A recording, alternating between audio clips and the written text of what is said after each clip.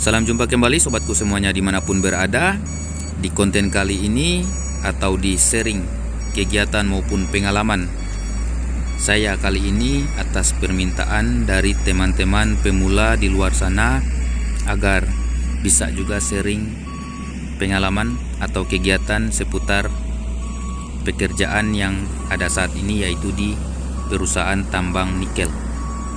Jadi di sini untuk konten yang pertama kali yang saya posting ini yaitu kegiatan di tambang nikel, dan yang teman-teman lihat saat ini yaitu kegiatan daripada operator ekskavator ini adalah kegiatan trimming OB. Jadi OB ini kepanjangannya yaitu overburden, adalah material lapisan kedua setelah dari topsoil. Material OB ini sudah pastinya dia berbagai macam campuran. Kalau sudah dibuang seperti ini, material-material yang tidak terpakai lagi. Ini ada campuran-campuran daripada material batu, baik batu kecil maupun batu yang besar, atau biasa diistilahkan kuari. Ada campuran di sini juga. Kemudian ada campuran juga kayu hasil bekas dari keliringan, hasil bekas bongkaran daripada pohon-pohon biasa juga ada bercampur di material ini. Jadi tidak lupa juga buat teman-teman pemula, saran untuk melakukan dudukan daripada hander carry unit ekskavator agar lebih tinggi daripada unit dump truck. Itu saran buat teman-teman pemula ketika melakukan trimmingan seperti ini. Jaga dampingan untuk pembuangan OB. Jadi untuk ketinggian daripada hander carry, alangkah baiknya sejajar rata dengan ketinggian vesel lantai daripada dump truck, atau lebih jelasnya kas mobil dump truck. Jadi patokan ukuran lantai veselnya, usahakan kita ada lebih tinggi dari lantai vesel, karena takutnya pada saat unit dump truck melakukan dampingan mengangkat vesel, takutnya ada batu besar maupun ada pohon, batang-batang pohon, itu yang ditakutkan dia akan mengarah ke kabin unit. Jadi itu sekilas masukan juga buat teman-teman pemula ketika melakukan trimmingan seperti ini, menjaga dampingan daripada material OB.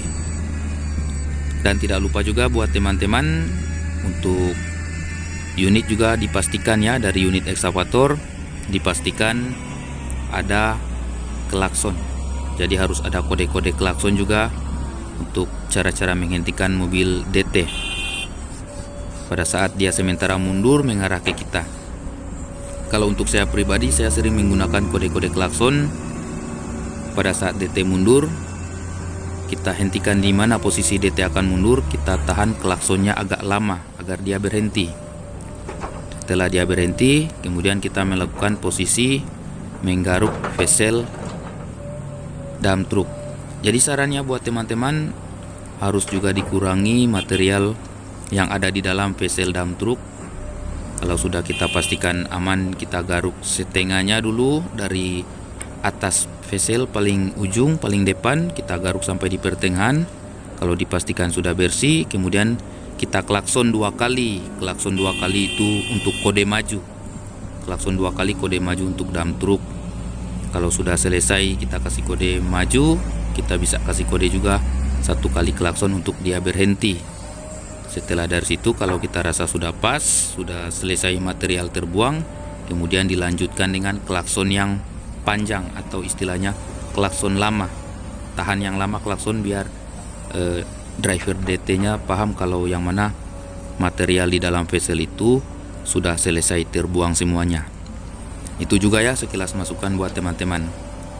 Atau bisa juga saling kopi darat atau istilahnya berhadapan langsung, bercakap langsung dengan drivernya maupun lewat komunikasi radio yang ada untuk bisa kekompakan dalam mengatasi mobil maju atau mundur. Bisa juga langsung komunikasi lewat radio yang terpasang di dalam unit. Tujuannya agar dalam proses pekerjaan daripada unit ekskavator maupun dump truck sama-sama kita menjaga yang namanya insiden, menjaga jauh daripada yang namanya kecelakaan. Dan tidak lupa juga buat teman-teman untuk menjaga dampingan seperti ini, saran saya pribadi, langkah baiknya melakukan swing seperti yang ada ini. Teman-teman lihat, mengambil material, swing ke kiri maupun ke kanan. Itu bisa jadi yang pastinya swing saja dengan putaran 90 derajat saja. Jadi 90 derajat yaitu menghadap ke samping kiri, hander kiri itu ya.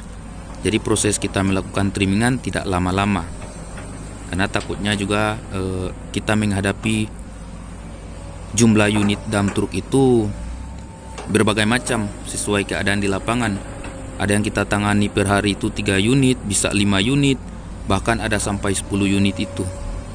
Jadi biar kita tidak kecapean karena menangani unit yang masuk, tidak terlalu lama juga teknik kita menangani unit yang masuk, maka kita gunakan teknik swing 90 derajat. Tapi di sini teman-teman lihat untuk situasi tempat pembuangan ini, posisi unit ekskavator Sani dengan nomor lambung 42 ini dia agak dekat dengan posisi jurang.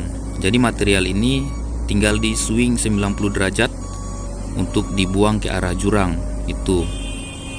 Tapi yang pastinya juga kita sebagai operator tetap juga waspada, sekalipun kita ada di dudukan, sekalipun kita rasa kita sudah pastikan posisi dudukan kita aman, kita juga tetap selalu mengontrol pandangan kita pada saat melakukan swing, baik swing arah 90 derajat maupun arah 180 derajat. Kita harus selalu memperhatikan situasi di belakang kita atau di samping, karena takutnya material yang kita buang ini menghadap di jurang, takutnya juga terlalu ada beban berat daripada material OB, takutnya akan terjadi patahan.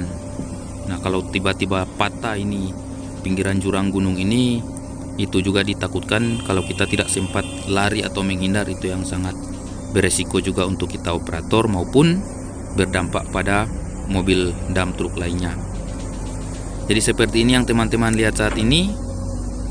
Sekalipun banyak mobil dump truck yang datang, tidak akan menumpuk untuk materialnya karena ini material dibuang ke arah jurang. Seperti ini ya, dan tidak lupa juga untuk perlahan-lahan juga sambil memperbaiki posisi dudukan daripada unit yang kita operasikan. Jadi seperti ini untuk posisi melakukan trimming OB. Dan teman-teman lihat saat ini saya melakukan posisi swing 180 derajat sambil menunggu mobil dump truck yang datang. Tujuannya untuk memperbaiki juga posisi dudukan. Jadi sambil mengatasi DT atau dump truck yang masuk, kita operator juga tetap untuk selalu memperhatikan posisi dudukan unit.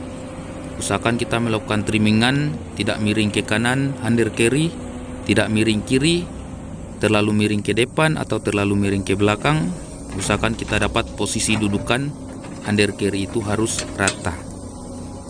Jadi seperti ini ya teman-teman untuk kegiatan-kegiatan seputar tambang nikel di konten yang pertama kali akan saya posting ini. Seperti ini kegiatan dari operator-operator pemula yang pertama kali masuk belajar di tambang nikel. Sudah pastinya juga untuk setiap kegiatan tidak akan juga langsung mengarah ke pekerjaan-pekerjaan yang paling beresiko, itu tidak akan langsung menuju di situ.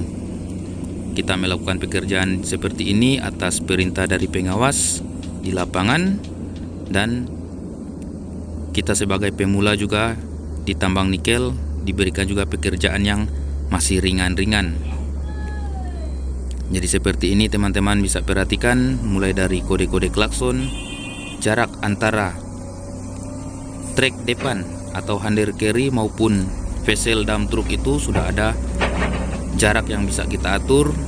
Kalau kita mau lebih aman lagi, bisa juga kita pasang stopper, yaitu tanggul yang kurang lebih ketinggian setengah daripada tayar bisa juga kita pasang melintang di depan hander kiri, posisinya di jalan, dimana ketika tayar atau ban mobil dump truck di saat dia mundur maka dia akan berhenti sendirinya di situ.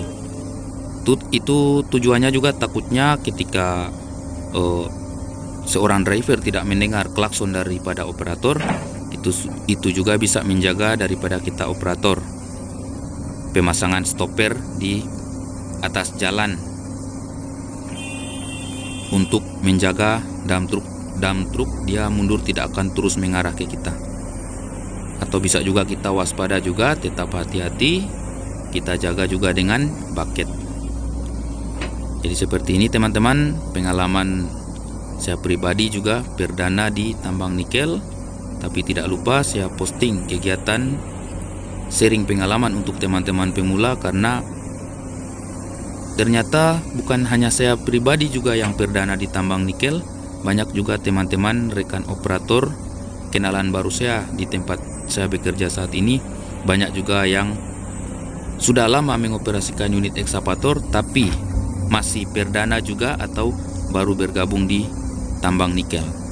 Jadi semoga ya buat teman-teman untuk sharing kegiatan pengalaman dari saya pribadi ini dapat mewakili juga teman-teman pemula saya lainnya, dan semoga juga kedepannya akan lebih baik lagi untuk sharing pengalaman saya di sini dengan teman-teman rekan-rekan operator lainnya, baik dari kegiatan trimming, orgeting maupun barging maupun kegiatan selektif lainnya.